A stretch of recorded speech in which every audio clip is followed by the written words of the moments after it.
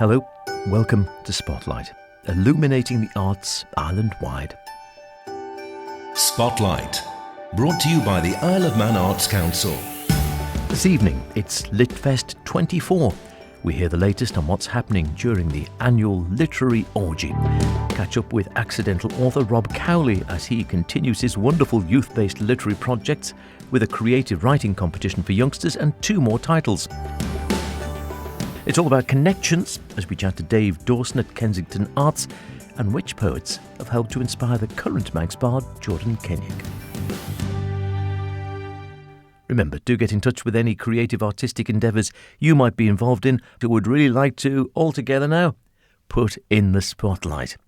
Poetic, theatrical, musical, literary, ceramic, sculpture, all the rest. Just email me, spotlight@manxradio.com or Howard Kane with an E at manxradio.com. I would love to hear from you. 1 or 2 of you are. We could do with more. So, you can hardly have missed it. Well, I hope not. There have been programmes all over the place, but it is LitFest 24. The annual literary event started yesterday. It runs through until Sunday evening. All manner of events and workshops island-wide. For an update, I grabbed a word, well, several actually, with the super busy committee member, Rakie Bennett, and began by asking if there had been any of the dreaded last-minute hiccups. We're bringing 11 authors and artists over to the island this festival, so we are completely at the mercy of the winds and the seas and the airlines and everything. So if there's always room for things to go awry. You can never plan for everything. You can only plan for, a few things, and nothing ever survives boots on the ground. It's true. So let's take a look at a couple of little things. So on this evening there, so it's the 25th, Passiontide Monique Roffey, that's up at the EAC. Yes, that's correct. She is doing a talk about her book Passiontide. I'm reading it at the moment. It is wonderful. So she's doing a talk at the Erin Arts Centre. She's at the EAC on Wednesday evening for talking about Passiontide, and then she's doing a workshop for us on the Thursday morning, also down in Port Heron. That's spearheaded by Fiona Gell and the Arts Council. So that will be really fantastic. We're looking forward to that. And another fascinating one, if people have got their programmes, and you'll have seen these programmes all around the island at the moment. Wherever we can, there's scarcely a place I've been over the last week or two where I haven't seen the Manx LitFest programme. They have been well penetrated into society, they would say. But I'm liking the look of this one at the Noah Bakehouse. Domma, domma, domma, blum, blum, blum. Oh, we are so excited about that. Luke Thompson has written his book, which is about the people's attempts to communicate with animals throughout history. And one of the chapters is about Jeff the Talking Mongoose. And in fact, the title of the book, Domma, Domma, Domma, Blum, Blum, Blum, was one of the first things that Jeff said when he was first learning to talk, apparently. And Luke Thompson has been to the island before. He had a walk up to Cashin's Gap to have a look at where the farmstead was, and he also used a Ouija board to attempt to contact the spirit of Jeff. Yes, Jeff told... yes, one of the things Jeff said to him was, bum you. I don't know if I can say that on the race. Yes. Jeff upholding he was a cheeky chappy from all accounts. He really was. So we are very excited to hear more about what Luke Thompson has to tell us. That's Thursday evening at Noah Bakehouse. That sounds a winner, I must admit. I'm so that's excited. That's going to be a sellout, isn't it? We've got Rhyme and Crime, Martin Edwards, Caroline England, and the Bookshop Band. Yes, it's a whole evening of things. We've got a conversation between Caroline England and Martin Edwards talking about their crime books. We're so excited. And Bookshop Band will be doing music for us. Bushies are very kindly, I believe, putting on a special batch of beer behind the bar at Peel Centenary Centre. So that's Friday evening. And so there'll be a bit of talking, a bit of books, a bit of music, a bit of beer. It's going to be a whole evening. What's not to like? I know, all the good stuff. There's also a chance to actually talk to a literary agent. That's correct. We're bringing over Lydia Silver, who's an agent at Darley Anderson Children's Agency in the UK, and she represents authors and illustrators who write children's books. She's coming over, and all of the pitch lots to actually pitch a project to her have sold out. They always sell out so fast because it's such a unique opportunity. But she will be in attendance at Writers' Day. She's doing a panel with children's author Sam Sedgman and also Chris Bonello, Lowe, who's the author of the website Autistic Not Weird. So they're going to be doing a panel discussion about writing and publishing for children. So if that's your bag at all, they'll be answering questions and chatting to the audience. And it's your chance to meet these people and put your questions to them and find out about the writing and publishing side. Poets aren't being left out either, because there's plenty going on for the poets, whether they are closet poets, as I call them. And I know lots of people who are exactly that. They love writing poetry, but rarely get to express it outside, either publish it or perform it. Or indeed, they're well-known poets. Plenty going on for them.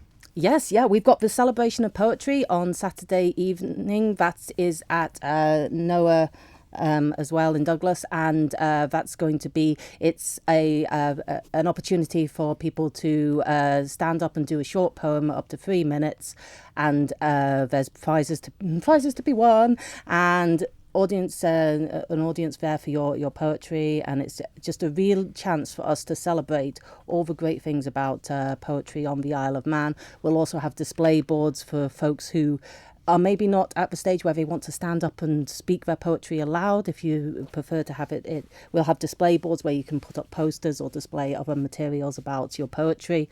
So it's just a way of really bringing everyone together to be able to chat and celebrate poetry. It's going to be compared by our visiting poet, Amina Atik, who's coming over from Liverpool. We are really excited about her because her poetry is just so beautiful. I think it's going to be a great evening. And again, obviously, it's also, as you say, a celebration of the written word, poetry, drama, literature in all its forms. Also, interesting, I suppose, the younger elements of there's a Schools Day, and also getting sort of younger people coming through, younger writers. Yep, absolutely, because one of the main goals of LitFest is to foster this love of literature and reading and writing in the whole of the community, and part of our commitment to that is we take as many of our visiting authors as possible into the schools around the island. They do workshops, they do talks, they just chat to the young people and really give them this love of writing their own things and teaching them that, yes, we are all creative and we can all do this, which is just so important. We've also got a couple of workshops for younger people. Sam Sedgman is doing a writing mysteries workshop at Henry Bloom Noble Library on the Saturday morning, and our very own local amazing writer Jackie Shirtliff is doing a poetry workshop for kids also on the Saturday at Kensington Arts Centre. So we try and involve young people as much as possible, because it's so important to be able to find your own creativity at whatever stage of life you're at. Absolutely. Yep, young or old. Lots more going on as well. Like I said, it's all in the Manx LitFest programme. Details online if people want to look on their phone or the tablets? Yes, of course. If you'd rather look at it online, all of the details and all of the tickets are available from manxlitfest.com. If you find us there, we're also on Facebook. Or if you just see us in the street, just, accost us and ask us questions, and we'll tell you where to find tickets and where to come to events. And but manxlitfest.com is the main one. You can buy all your tickets through there. It's always a wonderful event, and there's so much work goes into it. You need to ensure it's well attended so it can go from strength to strength. I will certainly be at the Celebration of Poetry on Saturday evening, so see you there. Now, talking about literature and involving the youth, one author who's been doing that for several years rather successfully is the accidental author, as I think I christened him, Robert Cowley.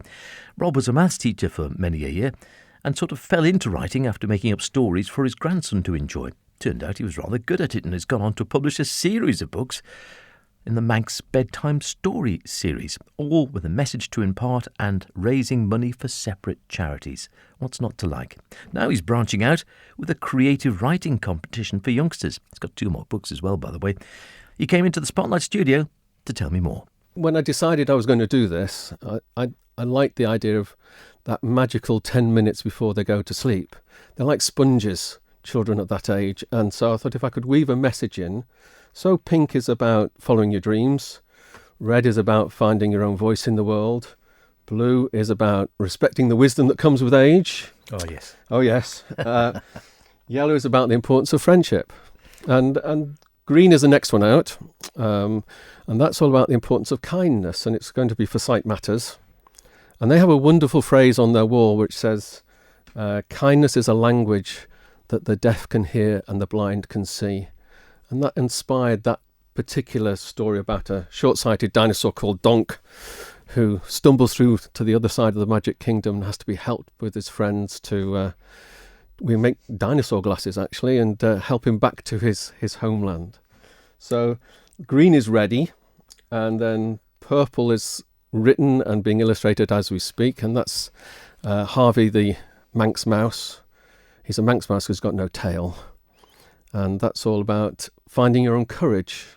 So those sort of messages are woven into each book, and I just like that way that has evolved over time.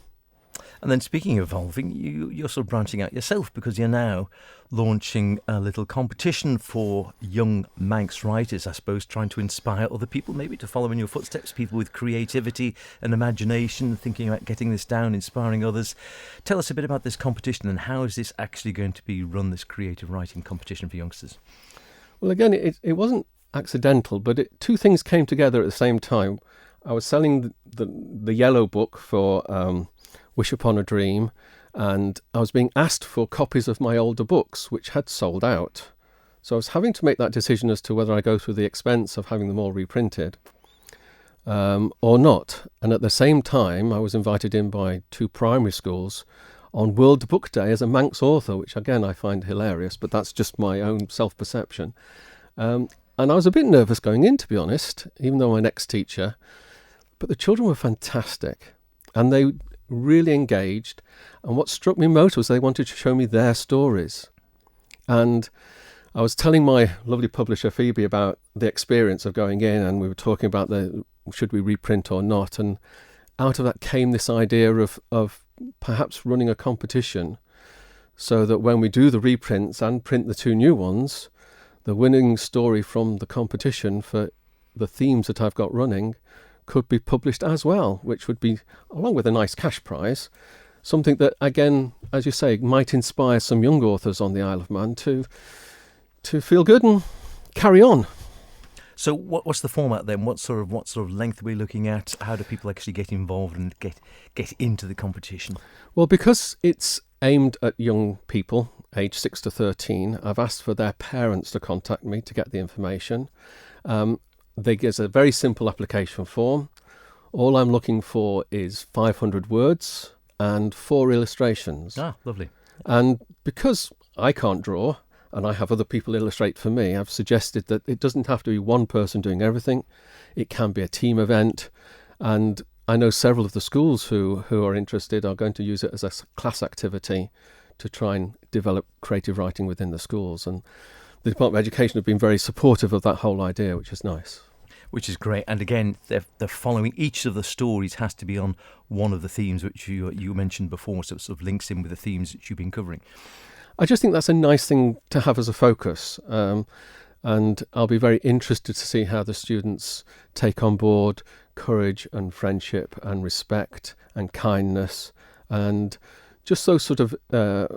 finding your own voice in the world is a very open-ended category, so there's quite a bit of freedom in that one. But generally, I do think it would be nice to link the winning story with that particular book in terms of its reprint or its publishing. And that, I think, in a way, I mean, having the cash prize, who doesn't like a cash prize, it Yeah. has to be said, but actually seeing your work published in a published book, that's actually even more exciting in my book, I must admit. It's just great, isn't it? I hope so. And I've been even though the competition doesn't officially start until tomorrow, it runs till the 18th of October, so there's a month for them to get their stories together and send them to me.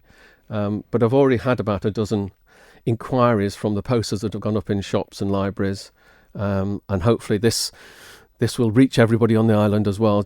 I just want to make sure that every student who wants to write can write and knows that it's available for the next month.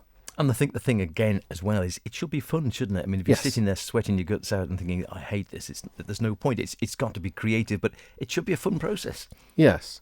I had a lovely email yesterday from a parent saying, I have a very excited 9-year-old who desperately wants to write. And I thought that's exactly what I want to hear, is that it's got somebody excited to write a story. And then just returning to your own works, because again, this is sort of going hand in glove as this goes forward through September and October. And then you mentioned Green and Purple there, which aren't out yet, but they will be coming out before the end of the year. Well, it's going to be part of the whole competition, is that we'll have the stories running until the 18th of October. I have to find a couple of judges to judge them. Then we will announce the winners in early November. And then there'll be a little gap while we get them all into the books and printed off, so that in probably, I'd love it to be ready for Christmas, but I suspect it's going to be early January. We'll have a big event where we have a book launch and invite all the winners, and then hopefully everybody can start buying the books again, because they'll raise money for the charities on there. It's a totally non-profit event, and all the profits that we make from selling the books will go to the various charities that are involved. Which is a wonderful thing to do. And it seems almost fatuous to ask this, bearing in mind you seem to have quite a lot on your plate for the next few months in any case. But do you know where you might be going from there? So you've got obviously 2 coming out before the end. You've got the competition to sort out and such like. But looking towards 2025 and beyond, can you see this continuing or developing or changing? Or Well, my granddaughter is quite a forceful young lady at 8. And she says that I have to write an orange to get all the colours of the rainbow. Of course, yes, good call. So I'm already committed to something later in 2025. But I'm just enjoying the whole process. And the nicest thing for me has not only been raising money for charity, which is lovely, and the thought of children having a nice bedtime story is lovely, but seeing the growth in Carmen and Greer, the 2 illustrators. They both started with me when they were 13. And just seeing how they've developed and evolved and become very talented artists over the time they've been illustrating my books has been the best thing from my side. And I'm hoping again that maybe there'll be a couple of authors come out of this process that, again, maybe I can encourage in the future as well. Wonderful. Great idea. Very best of luck with it. Just finally, give us then, people listening thinking, I want to have a go in that. Where's the best way to find out details and get involved? Everything on email, please. manxman57@live.com is the best way to get in touch with me and get the information sent to you. So manxman57@live.com is the easiest way. I do have a Facebook page for the book at Robert G. Cowley, children's author. Lots of people have Facebook pages. I'm terrible at the tech side of things and the social media side of things, but everything is on that site as well. If you want to go and have a look at the whole process from day one is on that page. And just before you go, we're talking about imparting messages, bringing simple messages forward in that magical 10 minutes, as you say, at bedtime for young children. So give us a sample one, if you can, off one of your books. Well, as I say, Green is the next one out, and that's about a short-sighted dinosaur called Donk, who's helped by Jerome the Gnome and some fairy godmothers and the dragon in my story, which is Rufus. And they help him get back home. And then it says at the end, so as you grow up, keep looking out for your fairy godmothers. They'll come in all shapes and sizes and give you the greatest support when you need them the most. And remember, just like everyone that helped Donk, you too can show that gift of kindness to others and make the world a better place for us all to live in. And that's the sort of thing I try and include in each book. Great stuff. And it's so wonderful to be inspiring youngsters to read and write at the same time as teaching them some useful life lessons. If you want to find out more about the competition or the books, email Rob manxman57@live.com. Or Robert G. Cowley, children's author, is where you'll find him on Facebook. Spotlight, brought to you by the Isle of Man Arts Council. From young writers to young actors, the National Theatre Connections programme is now in its 30th year, offering young drama students across the British Isles between the ages of 13 and 19 a chance to take part in a specially commissioned play, perform it in their home venue, elsewhere in the UK, and possibly at the National Theatre itself. KA has been participating in the programme for a good wodge of that time, with, it must be said, great aplomb. Dave Dawson has been the director for all but one, I think, and when I dropped down to KA ahead of the first workshop for the programme, he explained more to me. This is actually our 10th year being involved with National Theatre Connections, and National Theatre Connections itself is actually 30 years old, so it's a real kind of milestone for them. But people will know the National Theatre in South Bank, London. Obviously famous for many big performances from many big stars of the day, Judi Dench, Ian McKellen, David Tennant, people like that. And really, they've created the world's biggest youth festival, and it's aimed at promoting and writing material aimed at people aged between 13 and 19.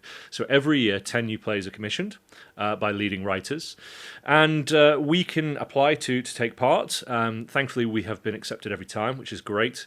And we choose 2 of those 10 plays. We have a first choice and second choice. So I spend a summer reading 10 plays, which is always nice to see what else is coming out. And then we basically get told, this is your play and this is your partner theatre. So we will rehearse on Ireland. We perform on Ireland at Kensington Arts in kind of February, March time. And then we take it away. And this year we're up to Scotland, but we've been all over. We've done York for a few years. We've been down to Cardiff. We've been to Bath, up to Inverness. So that's probably one of the best parts about it, actually, just getting off and seeing these wonderful theatres, and also, really importantly, getting our students off the island to see some. We have, obviously, one of the most beautiful theatres in the world, in my opinion, but it's really nice for them to see other conventional and more modern theatres as well, to get an idea of what's out there.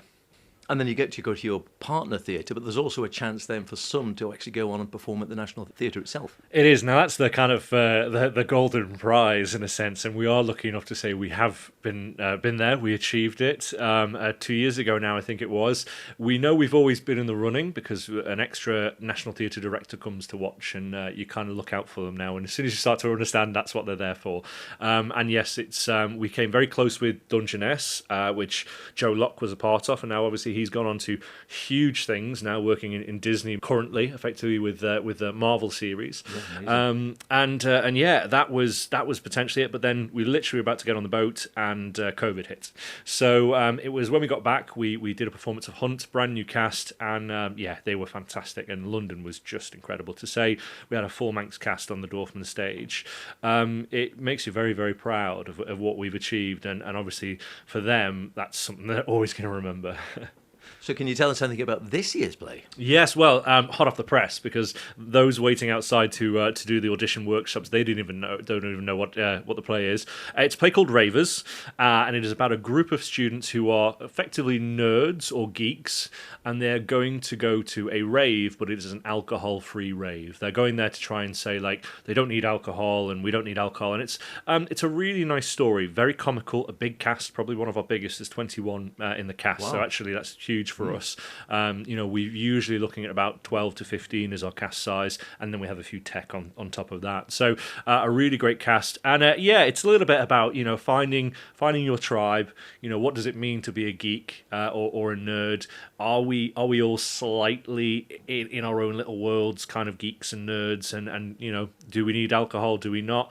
It's a great story, actually. And if people aren't interested in treading the boards as such, but interested in other aspects of theatre, backstage, lighting, sound, etc., can they get involved? Yes, yeah, that's one of the best things. We have on our Tuesday rehearsal nights, we actually spill into the tech club that starts here. So we will have quite a lot who will come along and take part in Connections as tech, and then carry on in the club following. So, but we've had people go on to go to LIPA through their work on costume, which many people will know in Liverpool. LIPA, it's a very famous art school, but we have people on sound, tech, stage management. Basically, if you want a job, if you want a role on that side, we will take you in. First tonight, I know they're queuing up outside, so I mustn't keep you much longer, but chances after tonight, is there still, if people want to get involved here in this? Yes, we always open up workshops for a few days. So we've got three nights of free workshops, auditions, and then after those 3 nights, we will be casting. And then they turn up every Tuesday and Friday evening. If people want any information, it's all on our Facebook page. If you go to Kensington Arts, you'll find it there. And you can also look up National Theatre Connections Isle of Man. You'll find us through that way as well. Or come down to the building. Emma's here most days, most evenings, bless her, and she will helpfully guide you to when you need to be here next. Today, Kensington Arts. Tomorrow, the world. And we're not joking when you have to look at Joe Locke. If you want to get involved, there's still a chance with 2 more workshops, Friday the 27th of September, Tuesday the 1st of October. All the details on the KA Facebook page. Just time for a few more words from the new bard, Jordan Kenyuk. She won't be new for that much longer, I don't think. When she popped in last week for a chat, I thought I couldn't let her go without asking her for some of the poets who had inspired her. it's so hard. Whenever anyone asks me who my favourite poet is, I can never give an answer because some people don't read a lot of other poetry. They like writing it, don't necessarily read huge. Oh no, I definitely enjoy reading other poetry. I love Tennyson. I love Frost. I love Carol Ann Duffy. I especially love her collection, The World's Wife. If you've never read it, do it. It's absolutely great writing. I love Bob Dylan, who many people wouldn't think, of as a poet, but I think a lot of his lyrics are absolutely beautiful writing. There's so many poets that I enjoy, and I would happily read again and again. There's a Canadian poet called Rupi Kaur. I think she's great. I really, her work really resonates with me. So no, I wouldn't say there's no one particular style that I enjoy more than any other, but I would say I have a wide appreciation for a lot of poets. And do you think people still see it as sort of quite elitist sort of poetry, something that, your average man, woman, younger person, boy, girl in the street wouldn't necessarily enjoy? I do think there is definitely a shared opinion by a lot of people that, it's either one end of the spectrum or the other. It's either really, really elitist or completely hippy-dippy, airy-fairy. I don't think I don't think any people realise there's a completely happy medium in which everyone can exist together harmoniously. I would love to show people, if I can do it, I work a 9-to-5 corporate job, I'm your painfully average, angsty millennial. If I can do it, then anybody can do it. I definitely have a few goals that I would love to achieve in my time as Bard. I have a few initiatives that I'm working on at the minute. But yeah, hopefully you'll see more poetry sort of come to the forefront, and the Manx public may become a bit more familiar with it in some social spots, gathering spots, places where you eat and drink. I'm just trying to, shove it down everyone's throats. That's about it for this week in a packed show. If you want to hear anything again, go to manxradio.com, download the Spotlight podcast and listen where and when you want. Why not try it whilst tucking away your shorts and bikini tops for the winter? I won't be, of course. I'll keep on wearing them for a few weeks yet. That's the shorts, not the bikini top. See you next week. Until then, look after yourselves and whatever you're doing, be creative about it. Hey Mo.